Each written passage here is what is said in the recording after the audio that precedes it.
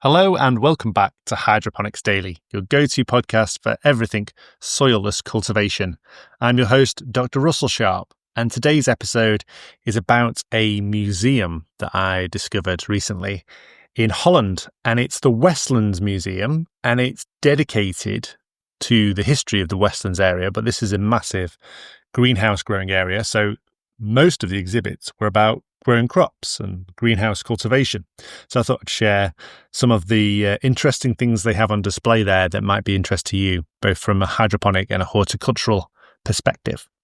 So this museum is conveniently located near the Hook of Holland, which is the ferry port that I drive into from the UK, from Harwich in Essex. But if you're coming from, say, North America, it's easy to get to from Amsterdam. Holland, the Netherlands, is a fairly small country, and it's got very good public transport, and so it's easy to get to. And there are lots of other horticultural companies and things to do around this area, so that you will often find yourself close to the Westlands Museum. So it's a museum of horticultural history. So the area was founded in the Roman times, and so there's lots of information about the Romans. And then it goes on about how during the Industrial Revolution, which was started in England, in the Midlands of the UK, there was a massive increase in wealth, and therefore people demanded fresh vegetables and fresh fruit. And the demand couldn't be met by the UK, and so they started growing crops outdoors in Holland, things like potatoes and onions. And this also happened in Brittany, in France, but the greenhouse industry didn't take off there. But when we think in the UK of French people, we often think of people with onions on their bikes, and that's because they used to get the ferry over from Brittany and sell their onions and then go back. The Brittany horticulture industry wasn't for the domestic French market. It was for the Industrial Revolution English market. And the same in Holland, that it was for the Industrial Revolution. They went from potatoes to things like strawberries and raspberries, and they made a lot of jams, because obviously those couldn't be transported for long periods of time. But a potato can be stored for many, many months, and jams can be stored for many months. So there was lots of jam making and fruit for that. And then eventually they got the technology developed for glasshouse production. And at the museum, they've got different stages of glasshouse. So they've got all the different types, the very low triangular glass houses to the modern tall glass houses. And that's because traditionally people thought, if you're heating a glass house, then you want a small area to heat. And then they eventually realized through iteration and experimentation that actually you want a large volume, because it's easy to keep stable and actually more economical to heat. What I found really interesting was, though, that the initial panes of glass from the very first glass house, they've got a sample there, and it's probably about at least 2.5 centimeters thick, so maybe an inch, is that in American money? So the old greenhouse panes were really thick and green, so they wouldn't have let that much light through, and they would have been really heavy, and if one of those landed on your head, you would be pretty much dead or close to death. So that was really interesting. If we think of now, glasshouse panes have been like 3 millimeters thick.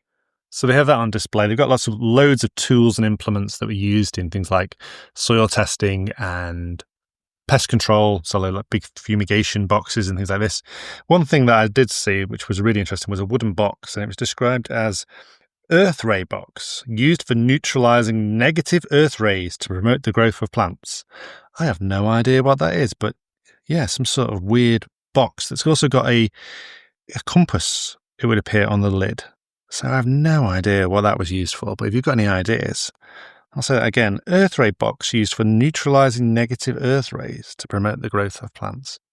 If you have any idea what that might be, then let me know. It says on it, Perverny, and I guess that's the name of the company that made it, Perverny. So yeah, they also have one of the big auction clocks. As I said previously, I've been to one of the Dutch flower auctions. What I didn't realize was that these auctions were all over the Netherlands, and there's a really cool one, like a wooden clock that would count down to from the highest price to lowest price, and that's on display there. And they've got the old auction. You can actually go into the old auction house, and then as you go outside, there's there's obviously the canals. There's one of the little bridges. I think they're called a quark or something like that.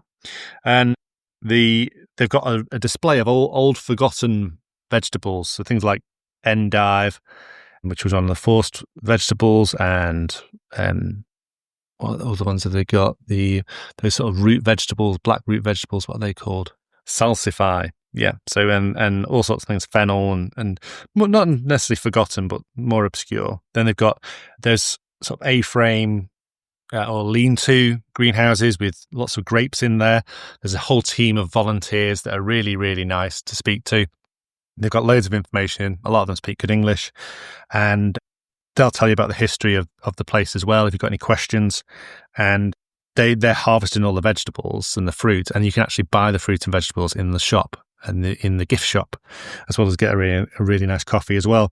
So when we were there, they were harvesting potatoes and like the onions, and were about to be ready. And they had the old coal burners because they used to heat the greenhouses with coal, and that was really interesting to see. They've got a really good display of old promotional posters for the produce that used to go around Holland. Unfortunately, only one of those was for sale, but some of them were really, really, really cool and really like Art Nouveau, sort of Art Deco. That's the word I'm looking for.